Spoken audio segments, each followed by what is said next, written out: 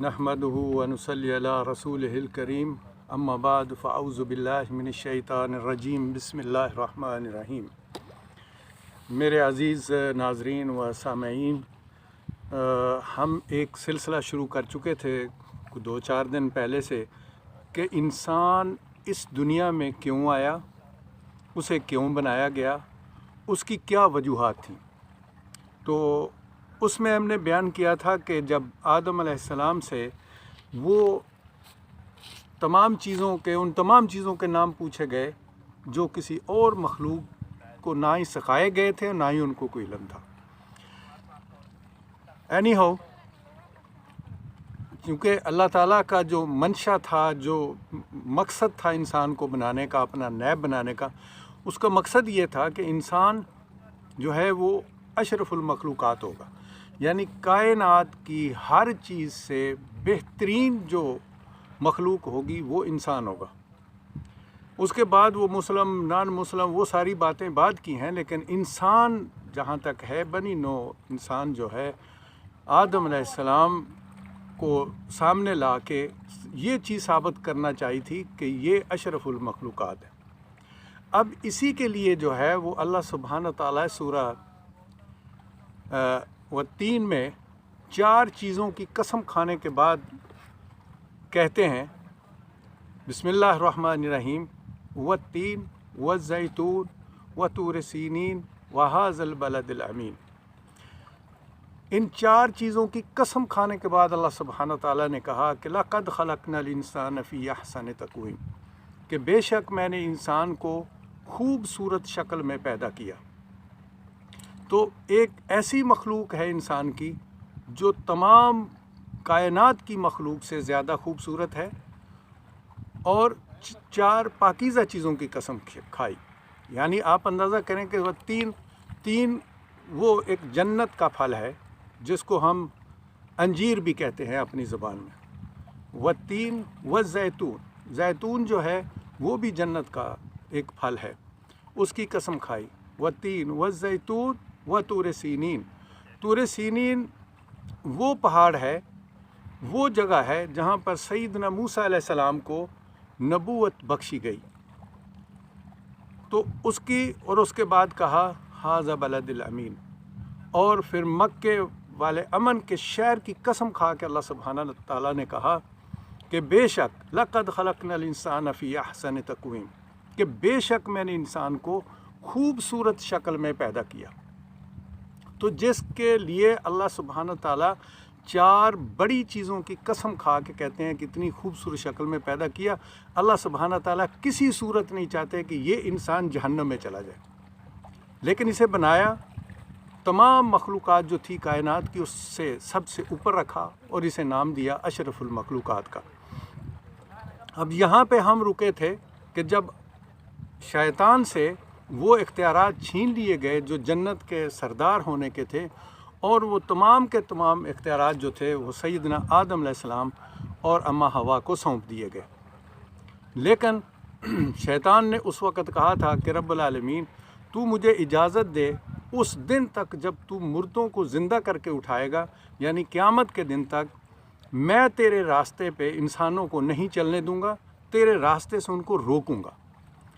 تو اللہ سبحانہ تعالیٰ بھی چونکہ جلال میں تھے تو انہوں نے اسے کہا کہ تجھے اجازت دی جاتی ہے، لیکن میرے بندوں پر، میرے خاص بندوں پر آپ کا کوئی اثر نہیں ہوگا۔ لیکن سب سے پہلے شیطان نے بسم اللہ جو ہے وہ آدم علیہ السلام سے کی۔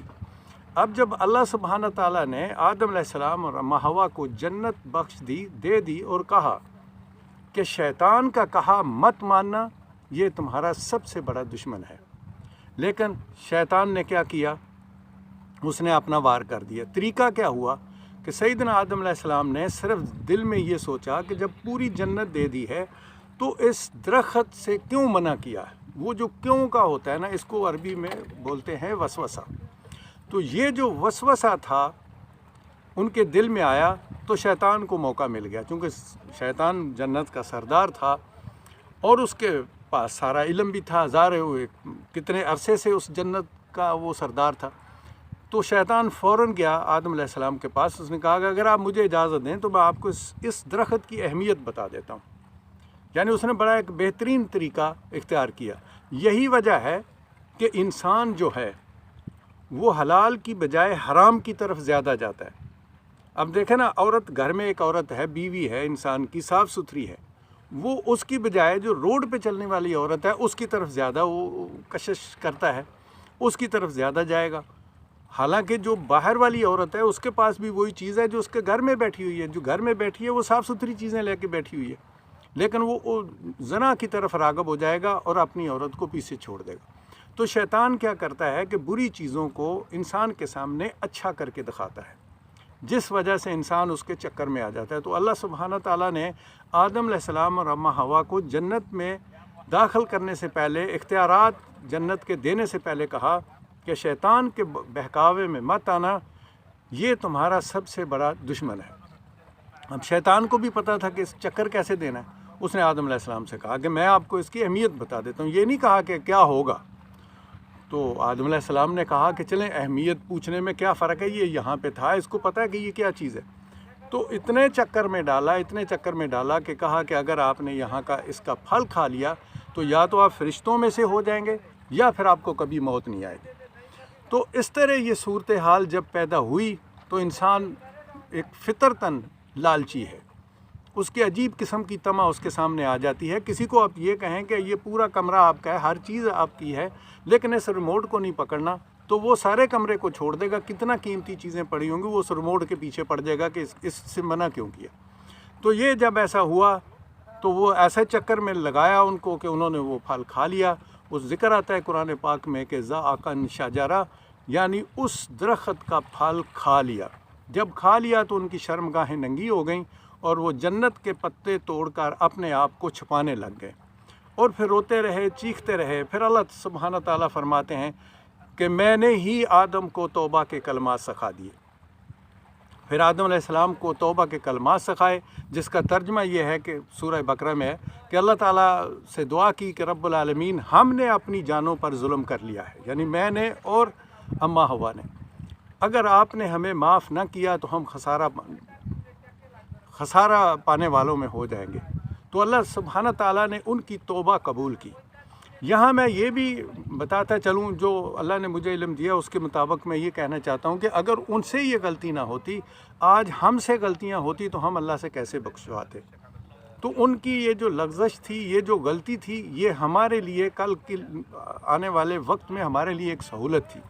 اسی لیے اللہ تعالیٰ فرماتے ہیں کہ جب آپ سے کوئی غلطی ہو جائے تو فوراً توبہ کی طرف جو ہے وہ دوڑ پڑو، میں غفور الرحیم ہوں، میں آپ کو معاف کر دوں گا۔ تو یہاں پہ جب سارا یہ سلسلہ ہو گیا، اللہ نے توبہ قبول کر لی، اب یہاں پہ اللہ سبحانہ تعالیٰ نے کہا کہ اب تم سب یہاں سے نکل جاؤ۔ یہ بھی سورہ بقرہ کی آیات ہیں کہ اب تم سب یہاں سے نکل جاؤ اور زمین پر چلے جاؤ۔ پہلا بھی تو بات وہی تھی نا کہ میں زمین پر ایک خلیفہ بنانے والا ہوں، آپ لوگوں کی کیا صلاح ہے۔ تو یہاں سے سلسلہ زمین کا شروع ہوا۔ اللہ سبحانہ تعالیٰ نے کہا کہ اب تم سب یہاں سے، اس سب سے مراد جنات بھی نکل گئے اور انسان بھی نکل گیا، بولا اب زمین پہ جاؤ، تم لوگ قیامت تک وہیں پہ پیدا ہوں گے، وہیں پہ مرو گے، وہیں سے میں اٹھاؤں گا۔ تو یہ ساری چیزیں مقرر کر کے اللہ سبحانہ تعالیٰ نے آدم علیہ السلام کو اور جنات کو سب کو جنت سے نکال کر زمین پر بھیج دیا۔ یہ وہ وقت تھا جب شیطان کو بھی جنت سے نکال دیا گیا تھا۔ پہلے اس سے اختیارات لیے گئے تھے، وہ جنت میں موجود تھا۔ ہمارے کچھ عالم دین یہ کہتے رہتے ہیں، پر پتہ نہیں کہاں سے پڑھتے ہیں، میں نہیں جانتا ہوں، لیکن ایسا نہیں تھا۔ یہ آدم علیہ السلام کی توبہ کے بعد سب کو وہاں سے نکالا گیا اور نکالنے کے بعد زمین پر بھیج دیا گیا۔ اللہ سبحانہ تعالیٰ نے کہا کہ قیامت تک میری طرف سے جو پیغام لے کے آئے گا، جو اس کی پیروی کرے گا، وہ جنت میں جائے گا، اور جو اس سے انکار کرے گا اس سے میں جہنم کو بھر دوں گا۔ تو یہاں سے سلسلہ دنیا کا شروع ہوا۔ جب یہاں اس دنیا میں بھیجا تو اس کے بعد دیکھیں اللہ سبحانہ تعالیٰ کا ایک اپنا طریقہ کار ہے۔ انسان کو اشرف المخلوقات بنانا تھا، اس کے لیے ذرائع پیدا ہوتے گئے، اتنے ذرائع پیدا ہوئے کہ آپ دیکھ لیں کہ ہر چیز جو ہے اللہ تعالیٰ فرماتے ہیں میں نے انسان کی سہولت کے لیے بنائی۔ یہی نہیں، یہاں تک کہا کہ میں نے موت اور زندگی اس لیے انسان کو دی کہ میں دیکھوں کہ